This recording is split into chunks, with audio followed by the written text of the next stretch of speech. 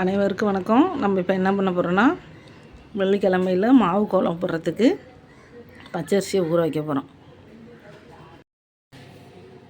இப்போ இந்த பச்சரிசி மாவு அரைச்சிட்டு வந்துட்டோம். பச்சரிசியை ஊற வச்சு அரைச்சிட்டு வந்துட்டோம். கொஞ்சம் தண்ணியாக இருக்க மாதிரி இருக்குது. அதனால் இதை ஒரு வெள்ளை துணியை வச்சு ஒரு கிண்ணத்தை போட்டு அதில் வெள்ளை துணியை வச்சு இதை வடிகட்டி அதில் ஊற்றினா அந்த ஈரம்லாம் இதுவாயிடும்.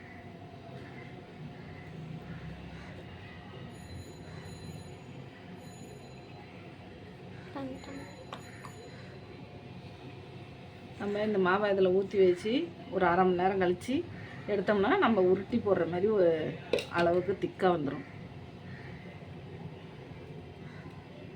இப்போ நம்ம இந்த ஊற்றுற மாவை பிரித்து பார்த்தாக்கா இங்கே பாருங்கள், நல்ல பதமாக வந்துடுச்சு. இனிமேல் நம்ம இதை தாம்பாளத்தில் இது பண்ணி காய வைக்கணும்.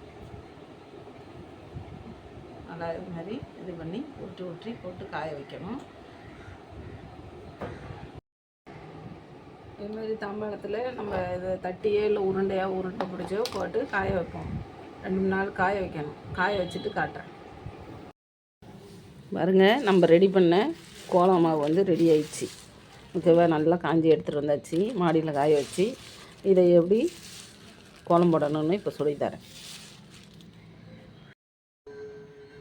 இதேமாதிரி சின்னோண்டு கிண்ணத்தில் நமக்கு தேவையான அளவு, நான் இப்போ உங்களுக்கு போட்டு காமிக்கிறதுக்காக சும்மா ஒரு 3 கட்டி எடுத்திருக்கேன். அதில் தேவையான அளவு தண்ணி ஊற்றிக்கணும்.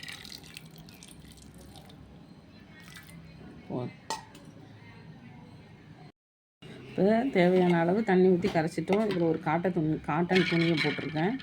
நாச்சு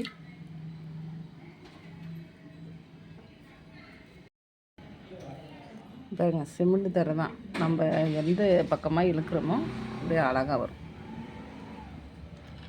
ஓகேங்களா? நம்ம எந்த டிசைன் வேணாலும் நம்ம போட்டுக்கலாம். வரும்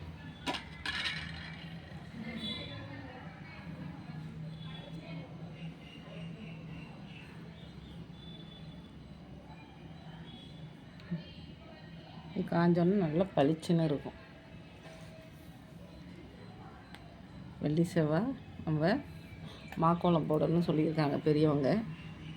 அதேமாதிரி அரைச்சி வச்சுக்கோங்க. நீங்களும் ஒரு வருஷம் ஆனாலும் கெட்டு போகாது. நமக்கு தேவையானப்போ எடுத்து கரைச்சி கோலம் போட்டுக்கலாம். இந்த வீடியோ நல்லா பிடிச்சிருந்தா லைக் பண்ணுங்கள், ஷேர் பண்ணுங்கள், சப்ஸ்கிரைப் பண்ணுங்கள். நன்றி, வணக்கம்.